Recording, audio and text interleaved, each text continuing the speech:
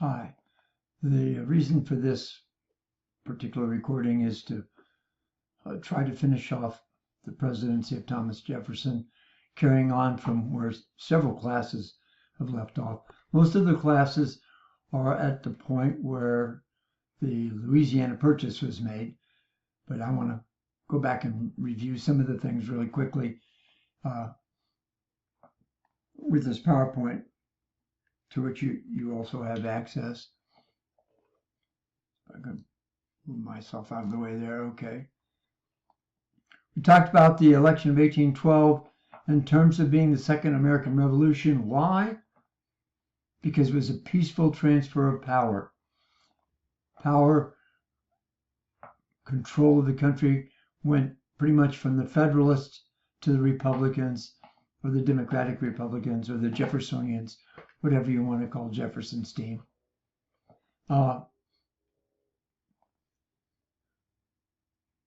We talked about some of the key people in Jefferson's cabinet. Madison, his protege, his Secretary of State. I'm skipping right over Burr, aren't I? Albert Gallatin, his really, really smart Secretary of the Treasury. Meriwether Lewis, the young man that will become famous as part of the team Lewis and Clark. I talked about some of his policies, his attempts to reform the government somewhat, his attacks, or his thought to attack the National Bank, and how Gallatin persuaded him not to do that. His attacks on the courts, getting Congress to repeal the Judiciary Act of 1801 to abolish all those brand new courts. We talked about the very important court case, Marbury versus Madison, that established the principle of judicial review of federal legislation.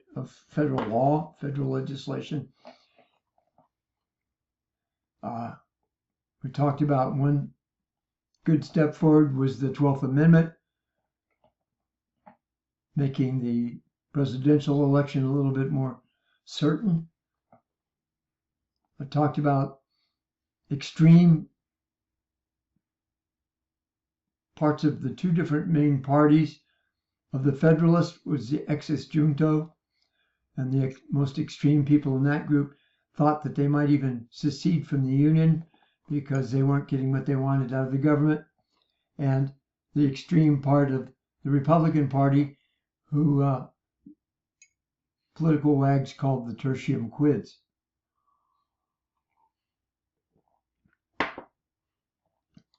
I introduced international issues. We talked about dealing with the Barbary pirates. And then we introduced the idea of Louisiana. And we talked about how just before Jefferson was elected, Napoleon had gained power in France. And among other things, they lost control in Haiti, in what they call Santo Domingo, after a slave rebellion. And how Napoleon had forced Spain to sell Louisiana Territory and New Orleans to France right around 1800. And the story of how Napoleon sent a very large group of soldiers, ostensibly to restore slavery in Haiti, because it was so valuable to France, and the fact that they failed because of yellow fever. And the question in everyone's mind, were they planning to go further than Haiti? Were they planning to go all the way, for example, to New Orleans? This was a major motivation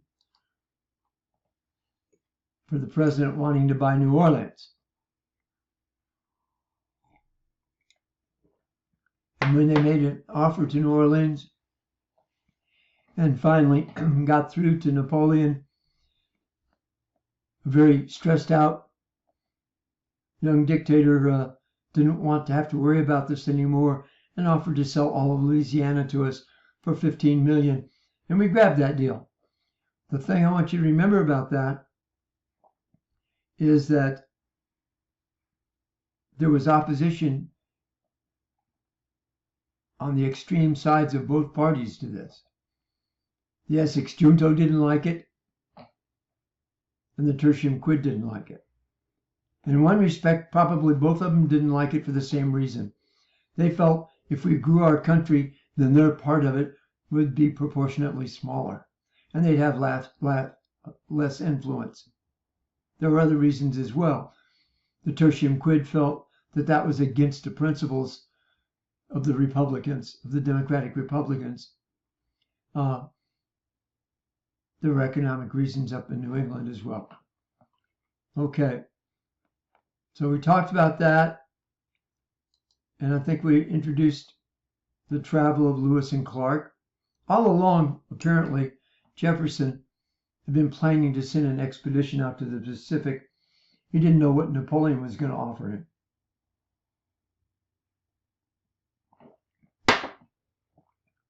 I'm kind of hoping you can hear me with this.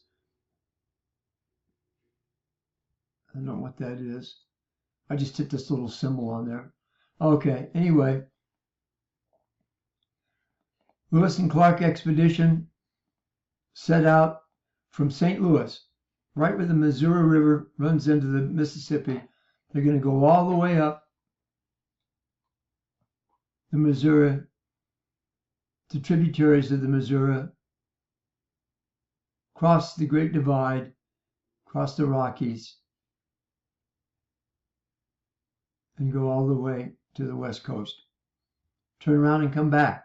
It's going to take about 2 years. Lewis is going to make a really, really thorough report, like a scientific report on the trip.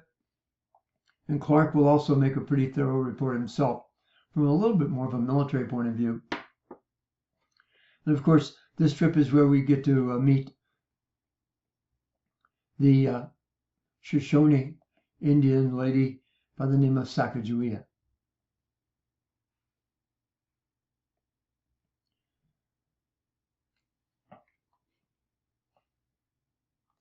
So this takes us, by the way, all along the line. Of course, I mentioned here what I just told you about the Tertium Quid and the Essex Junto, both objecting to the Louisiana Purchase, which means that Jefferson had to kind of right down the middle and get the moderate people from both parties to support his purchase. Otherwise, he wouldn't have gotten any money to buy it. In 1804, Jefferson's going to run for re-election and win pretty solid victory over Charles Pinckney. He's going to continue with his exploration activities. He's going to send Zebulon Pike on a trip, which ends up taking him as far as where modern-day Colorado is. And then he's going south, and he's going to get into Spanish territory and be captured, actually, and escorted back to the border and told, okay, just cross this river and you're back in America. Please don't come back. But on the way, he had the opportunity to observe all the Spanish fortresses and troop concentrations. So he really did the job he was sent out to do. There'll be another group sent out almost at the same time that are going to try and go to the source of the Red River. There's some people that thought that the Red River might go almost all the way to the West Coast. Okay, we talked about the election of 1804. Let's go back and look. Where is it? Hello. Well, you don't see the vice presidential candidates there, but Aaron Burr's not there anymore. What happened to old Aaron? Well, he's going to get in a duel with Alexander Hamilton. Make a really long story short. Remember the Essex junto were looking for a leader. They got in touch with Aaron Burr. Around the same time, another guy got in touch with him by the name of Wilkinson. And General Wilkinson, after the Louisiana Purchase, became the governor of Louisiana Territory. Why Jefferson thought he was a good guy, I don't know. He's often criticized for not realizing what Wilkinson was. But James Wilkinson got together with Burr and put a bug in his ear about doing something special out west. But before that happened, the Essex junto had put a bug in his ear about being their leader. And they told him, all you need to do to be our leader is to win election as governor of New York. Now, he's the sitting vice president. He didn't really care. He went ahead and campaigned for the seat of governor of New York.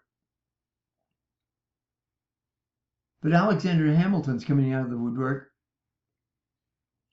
And he's going to start telling people, you can't possibly know Aaron Burr if you're going to vote for him.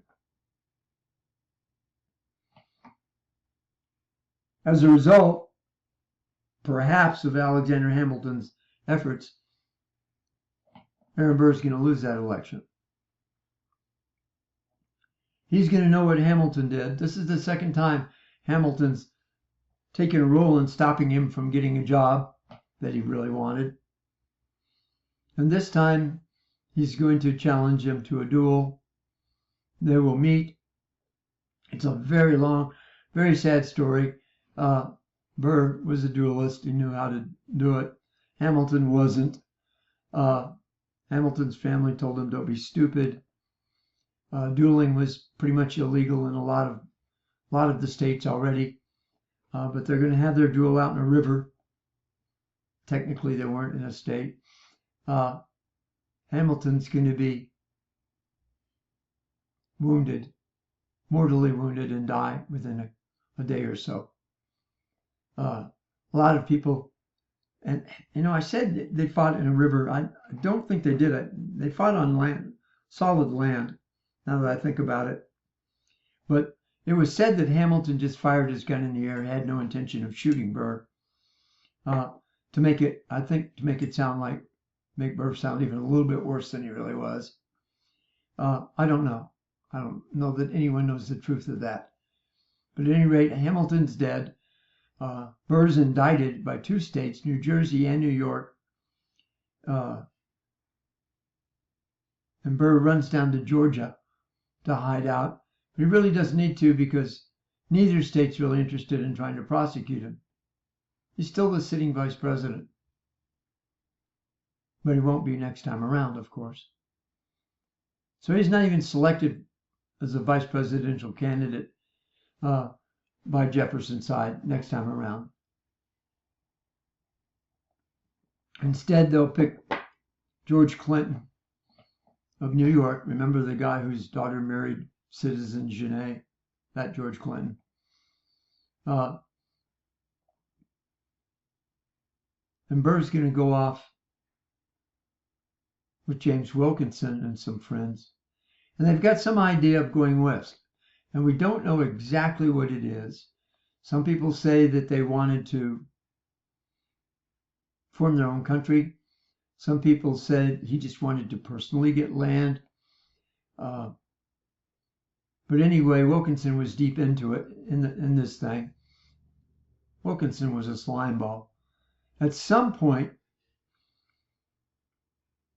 Burr made contact with the British ambassador and persuaded him to give him some money, and suggested to the British ambassador, if we get established out west of the Mississippi, there might be room for Britain to move in again. At any rate, there were people that rumors are spreading about Burr, and he was going down south, and he was training himself a little expedition force. Wilkinson got cold feet and blew the whistle on whatever plot it was they had worked out. Jefferson tended not to believe it, but eventually there's a certain amount of proof thrown in his face, and then Jefferson brings charges against Burr for treason. And he feels, or at least he professes to feel, that Burr is definitely guilty. They are not, and they're going to go down south. Burr's going to, seems like he's thinking about trying to get to Spanish territory down there to get away, but finally he basically turns himself in. And he's brought back to Virginia for trial. On trial for treason. And the judge that will be presiding over the case, remember I told you that the Supreme Court justices also had to function as district judges. In this case, it will be John Marshall. And Burr's going to be acquitted of the charges. John Marshall and Thomas Jefferson weren't real good friends, for one thing.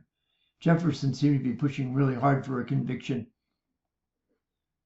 But John Marshall created another precedent, a very tight interpretation of treason.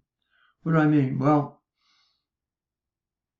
in many countries, even today, if you have a dictator or if you have kind of an illegitimate government and opponents to that government campaign against them, quite often the leaders of those illegitimate governments will charge the opponents with treason and lock them up just to keep them from being able to get in their way. Or they might do worse than just lock them up. And what Marshall is thinking about is we don't want to do things like that. Treason's got to be a very, very specific thing that happens in a time of war, and it has to involve specific acts that there are witnesses to. And what Burr was doing might have been wrong or might have been bad, but it really didn't measure up to that criterion. So the Burr treason trial gave us another precedent, which is a tight interpretation or a narrow interpretation of treason. And that's a little thing you might not think much about, but it's really, really important to our democracy. The other thing, at some point in the case, the defense counsel tried to subpoena the President of the United States to testify at the court, and Thomas Jefferson refused to participate, citing the separation between the courts and the presidency, and more or less established a principle which is on again and off again up to the present time of executive privilege.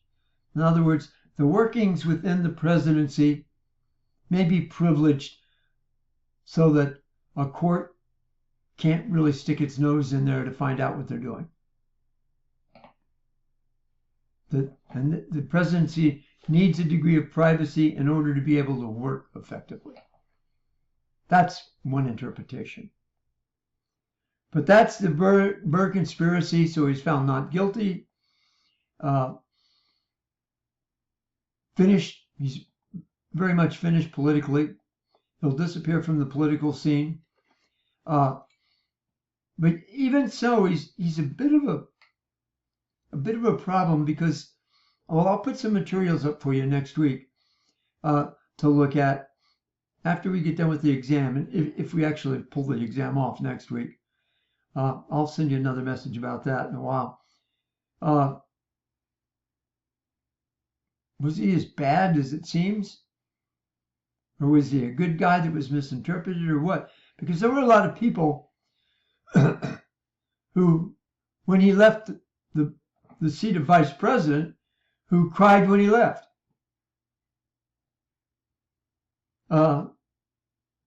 even though he didn't get along with Jefferson a whole lot during Jefferson's first 4 years, when Burr was leaving office, Jefferson had him over for dinner. And they were discussed, world affairs and things like that together. So it's an interesting problem. Was Burr the bad guy or was Burr the good guy? Anyway, there's another problem that happened down in Georgia, and I don't care all that terribly much about it, but it was a giant land fraud that happened, actually started when George Washington was president, where the governor and the General Assembly of Georgia passed a law and allowed them to sell to insiders, their friends, their political friends in the federal government, etc., a giant piece of land that they called the Yazoo Territory. Part of it was land that had been claimed by Spain before. Part of it was western lands that Georgia was claiming. But in 1802, Georgia returned that land to the federal government. Unfortunately, some people had already paid money because of this law and bought land. Some of them had even sold the land afterwards. So you had some people that were second buyers. About a year after this underhanded land sale took place,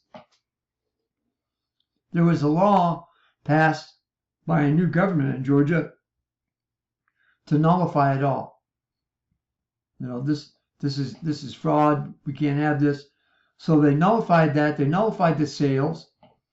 They tried to pay, or they paid some people back for the land that they thought they'd purchased. They handed the land over to the federal government. And people that have been farming there for quite a long time, expended a lot of their money on that land and didn't want to give it up, felt kind of out in the middle of nowhere because they had no way to document that they owned the land anymore. And as a result, this is going to go to the courts.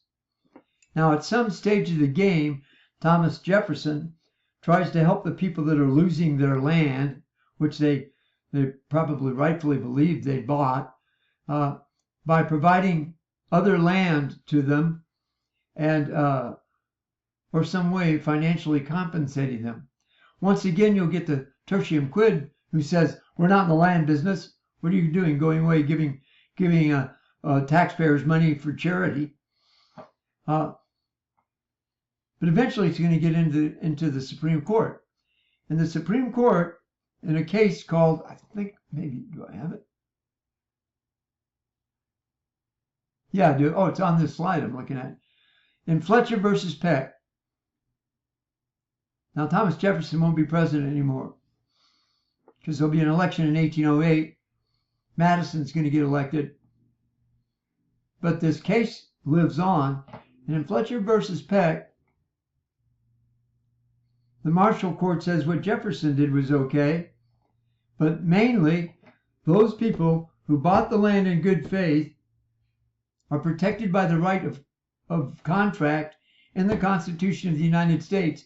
And even though it was fraudulently sold to them by the state of Georgia, those contracts are still good. So they don't lose their land. Called Fletcher versus Peck. And what they do is they overturn the 2 Georgia laws that were passed about this. And this will be the first time that the federal government or that the Supreme Court has overturned a state law. Up until this time, they've overturned a federal law or two, but no state laws. So this is another precedent. Okay. Well, we've had another election. But before we get there, let's look at the Napoleonic Wars. This is Jefferson's time. A lot of embarrassments overseas. One thing that happens, our treaty with the Jay's Treaty, our treaty with Britain, is going to expire. And the British are going to start capturing ships that try to go to France. And they passed some regulations about that called Orders in Council. They actually passed them in 1806 and 1807 both. Napoleon Bonaparte does almost exactly the same thing. He sets up what he calls the Continental System. That's to wall out the British. And he does it with two different decrees. A Berlin Decree in 1806 and a Milan Decree in 1807. The reason they're named after those two cities is that's where he was at that particular time. But once again, they're threatening our ships. They're threatening our economy by doing this. Some people in Congress now want us to go to war with the British. Some people in Congress now want us to go to war with the French. Go figure. In 1805, you're going to have two major battles. The French were planning to try and invade the British. And the British fleet under Admiral Nelson are going to destroy the combined French and Spanish fleet at the Battle of Trafalgar off the west coast of Spain in October of 1805. At the same time, in Central Europe, Napoleon is taking on the Austrians and the Russians. He's going to have an initial battle in which he destroys an Austrian army, and as he advances further east, he's going to bump into a joint army that's under the command of Alexander I, the Tsar of all the Russias, and Francis I, who is the Holy Roman Emperor. Actually, he'll be the last Holy Roman Emperor because Napoleon's going to destroy the Holy Roman Empire. But this is considered to be probably one of the world's greatest battles as far as how it was fought and how the tactics were during the battle. And Napoleon came out looking like a genius. He had a smaller force and he totally outfought a combined Russian and Austrian force. This all happened in 1805. And here you've got now the French in a position of claiming supremacy on mainland Europe as far as army is concerned. Nobody can beat him. At the same time, after the Battle of Trafalgar, the British can claim there's no navy in the world that can beat them. Wasn't perfect, but it was a tremendous victory for Lord Nelson, although he died in the victory. There's a painting of Lord Nelson. He did something interesting. They used to fight, big fleets would fight in line, so they're going side by side, maybe in the opposite directions, passing side by side, or going the same direction side by side. And they just hammer away at each other with these giant ships of the line. And Nelson had a smaller group, so he split his fleet into two lines and he cut across the Spanish-French line. And then broke apart their entire formation and began sinking their ships one at a time in every different direction. It was a terrible disaster. The French admiral, I think, was killed. The Spanish admiral survived, was taken prisoner.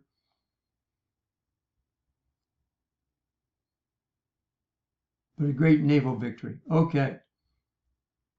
I don't know if I have a picture. There's Austerlitz, there's Trafalgar. Over near Norfolk, Virginia, there's a different kind of problem. The British have been, ever since fighting with Napoleon started, they've been taking sailors off our merchant ships who they claim are escaped British seamen and putting them on their warships because they're short of men.